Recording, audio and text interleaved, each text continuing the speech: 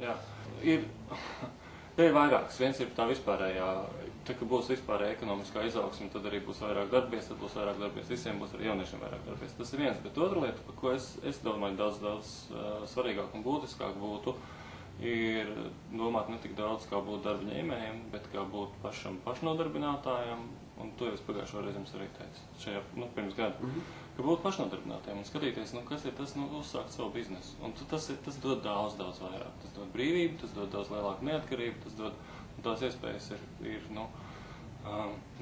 tur patiesībā, es domāju, ko varētu darīt, varētu izglītot par to, kā sākt pašam savu biznesu.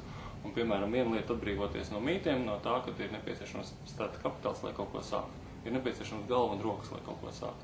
Un starta kapitālu vajag nopelnīt, jo tiem cilvēkiem, kas neprot apēties ar naudu nevajag dot. Respektīvi, tā, ka nopelnīt savējo, tad arī var ieguldīt savā biznesā un attīstīt viņu vairāk. Tā būtu mana atbilde.